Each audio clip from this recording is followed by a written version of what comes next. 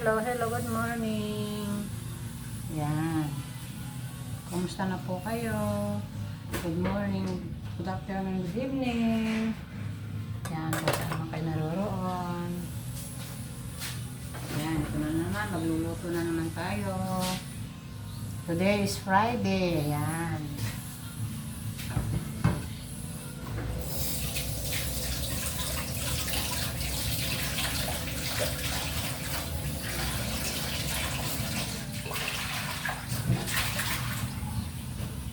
May bagong potahe na naman tayong iluluto mga lalab. Ito, abangan nyo, baka ito ay gusto nyong ulamin. Ito pwede siyang almusal, tanghalian, tsaka hapunan. Yan. Ito ang ating lulutuin.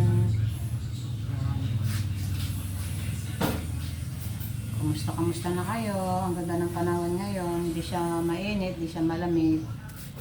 Yan. For today's video mga lalab, ito ang ating lulutuin. Yan.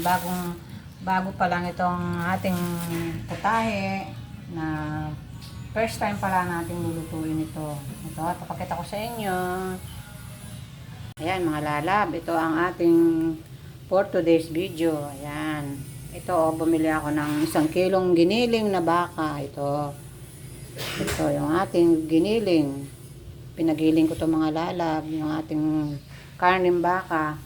At ito ang mga pangsahog niya. Ito, meron tayong patatas, carrots, bell pepper, tsaka yung ating bawang, sibuyas. At ito, ipapride natin tong tong saging saba. Ayan. May pangalan itong ating lulutuin for today, mga lalabay. Bago to sa ating pandinig. Siguro yung iba hindi pa nakakaluto nito, kaya pwede niyo yung kopyahin kung gusto niyo lang.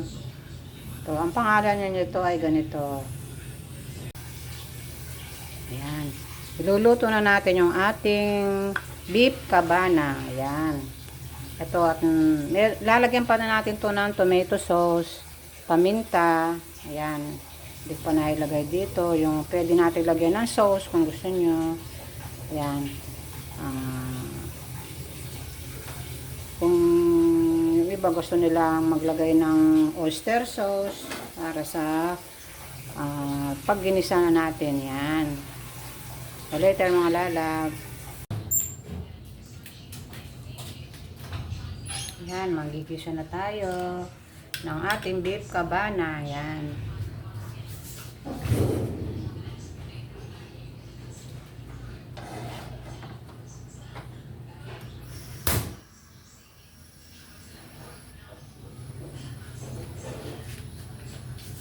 Uunahin muna natin ng isa yung ating beef. Kasi bago natin ilagay yung ating mga gulay. Ito, uunahin natin yung beef natin.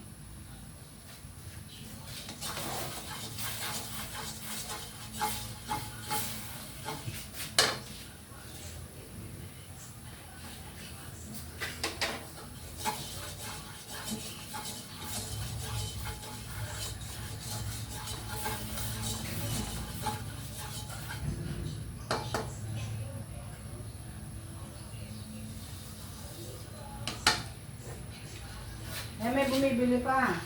Dapat kaya Diyos, paki naman.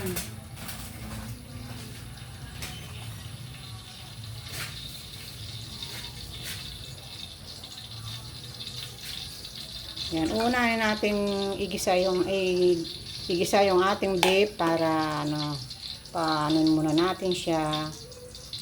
Yan. Mamaya na natin ilagay yung ating mga ingredients.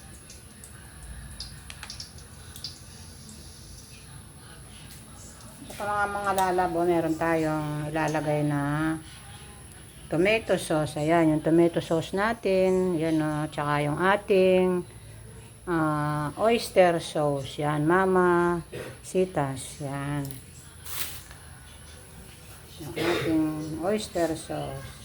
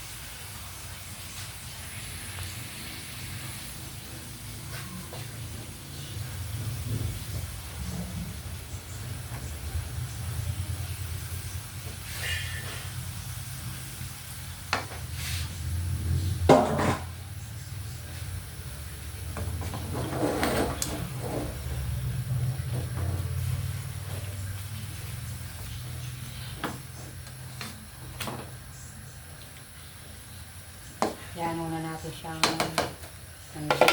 lagyan natin ng konting asin. Asin para masip-sip niya yung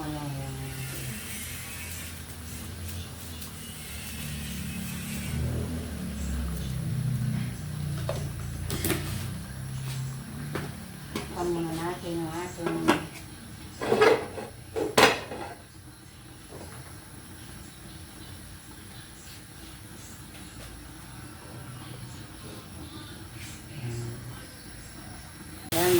lalagay na natin yung ating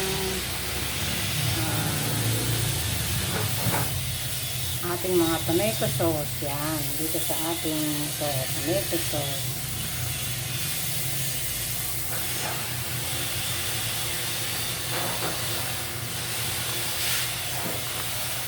Tapos yung ating oyster sauce, yan, nilalagay na natin.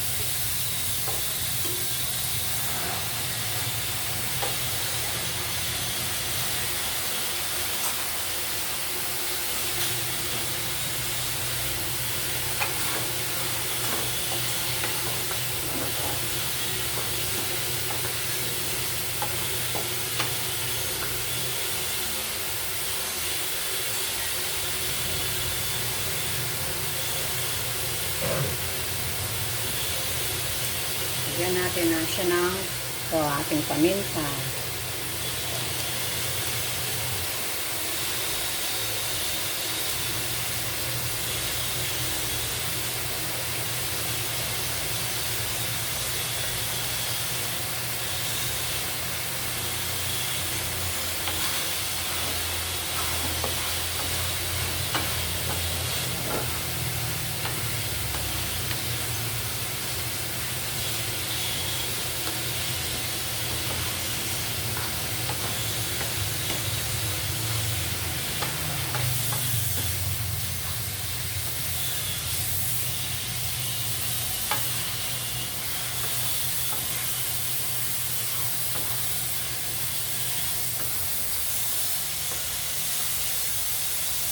Tapos ilagay na natin yung ating yung ating mga ingredients. Ayan.